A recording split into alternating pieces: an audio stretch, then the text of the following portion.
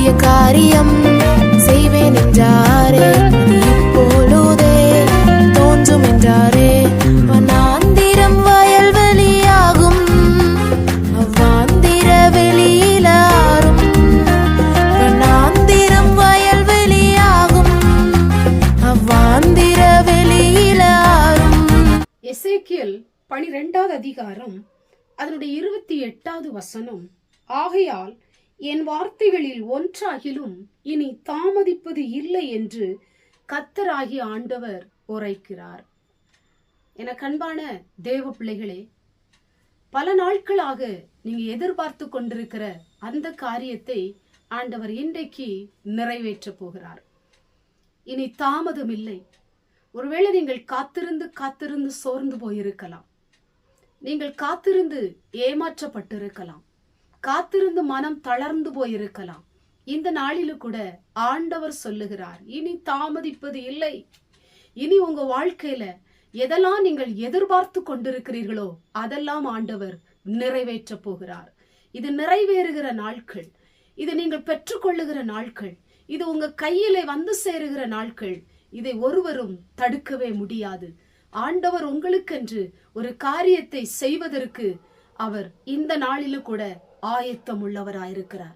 இந்த கண்பான தேவ பிள்ளையே, எதிர்பார்த்து சோர்ந்து போனாயோ, எதிர்பார்த்து கிடைக்கலையோ, எதிர்பார்த்து கவலையோடு கூட இருக்கிறாயோ, இன்னைக்கு கர்த்தர் உன்னை அனல் மூட்டி எழுப்புகிறார், உன்னை தேற்றுகிறார், உன்னை உயிர்ப்பிக்கிறார்.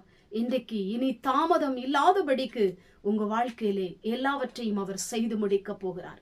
பல நாட்களாக வேலைக்கு எதிர்பார்த்து கொண்டிருக்கலாம். பல நாட்களாக திருமண காரியத்திற்கு நீ ஆயத்தப்பட்டு கொண்டிருக்கலாம்.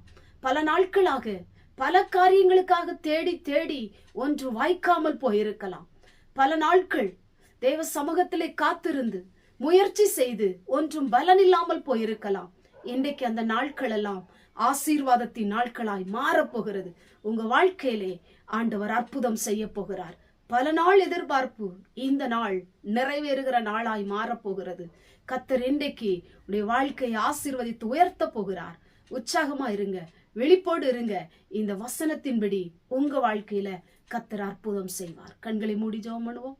எங்கள் பரிசுத்தமுள்ள நல்ல பிதாவே, கேட்டதான வசனத்தின் மூலமாய் பல நாட்களாக உடைய பிள்ளைகள் எதிர்பார்த்த அந்த காரியத்தை இன்னைக்கு நீர் நிறைவேற்றுவதற்காய் ஸ்தோத்திரம்.